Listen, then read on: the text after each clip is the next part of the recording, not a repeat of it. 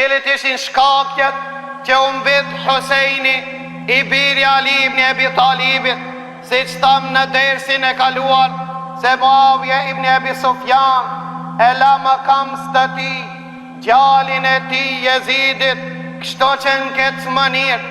Muavija ibn Abi Sufjan tregu marsijet në dersin e kaluar, pse zgjodhi që gjalli ti të jetë makams i ti, e vareqet e shokve të pejgamberit Allah, apo në veçanti atyre që nuk u pajtuan, ishin 5, ishte për çkak se e la makamsin e ati prej familjes e ti, dhe gjithashtu vareqe e dit, ishte nga se Muavija ibn Abi Sufjan kërkoj që besatimi ti ipet Jezidit duke qenë ai gjallë, vlen të cekët, ndoshta dhe vareqe e tret, të cilët nuk u pajtuan disa prej shokve të pejgamberit Allah me këtë vendim, nga se në mesin apo në atë periud kishte njerëz më të mirë se Jezid ibn Muavija ibn Abi Sufjan.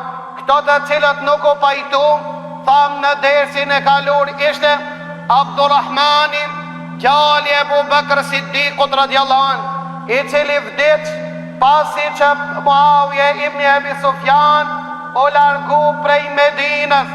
Gjithashtu nuk u pajtu Abdullah ibn Abbasi, Abdullah ibn Omeri, Husejni gjali Ali ibn Abi Talib dhe Abdullah ibn Zubair. Mirë po pas vdekjes së Muavija ibn Abi Sufjanit, thash Muavija ibn Abi Sufjani vdiq në vitin e 60 të Hijretit në muajin Rajab. Jezidi gjali ti ishte në udhtim, pasi që u kthi Jezidi prej udhtimit, filloi të ripërtrin besatimin që ja patën dhonë muslimanët, edhe pse shumë shok të pejgamberit Allah kishin parasysh se Jezidi nuk është i rangut që ndoshta plotësisht e meriton khilafet.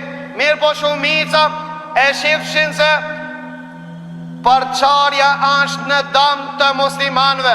Për këtë arsye dhe u pajtuan që Jezidi të jetë makams i Muavija ibn Abi Sufjanit, pasi që Medinasit ja dhan besën Jezidit, gjithashtu Abdullah ibn Abbasi dhe Abdullah ibn Omeri, pasi fillimisht nuk u pajtun, pas vdekjes së Muavijas, gjithashtu dhe ato u pajtun.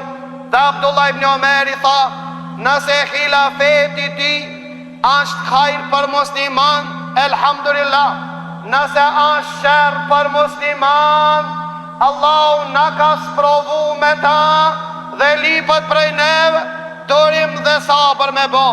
Jezidi u kthi prej udhtimit derisa erdhi në Damas, një vend që quajtun Babu Saghir. Në këtë vend ishte pallati babas e tij, Muavija ibn Abi Sufjan, i veshit teshat e khilafetit dhe i ftoi njerëz që të prezantojnë dhe të ripërtrin besatimin që ja patën dhonë disa vite para se me vdek Muavija ibn Abi Sufjan. Dhe në dersin e kalum treguam pse Muavija ibn Abi Sufjani kërkon të besatimin me ja dhonë para se me vdek. Për këtë arsye s'po i përsërit me ato fjalë që kemi thonë dersin e kaluar. Jezidi gjali Muavijas o ngrit dhe e mojti fjalimin e parë si khalif. Falënderoj Allahun Azza wa Jall, qaj salawat mbi pejgamberi sallallahu alaihi wasallam dhe tha, Muavija ka qenë një rob prej robëve të Allahut Azza wa Jall, që Allahu i pa dhënë mirësi dhe rkoha munda prej kësaj dunja, dhe i ka qenë më i mirë se ato që i vinë pas ti. Mirë po s'ka qenë më i mirë se ato që kanë qenë para ti. Pra me kujdes, qka flet Jezidi në këtë ligjerim, thaj sigurisht ka qenë më i mirë se ato që i vinë pas ti. Do me thonë, ka qenë më i mirë se na s'ka dishim. Mirë po nuk ka qenë më i mirë se Abu Bekr, as se Omer, asa Uthmani, asa Aliu, e asa Hasan.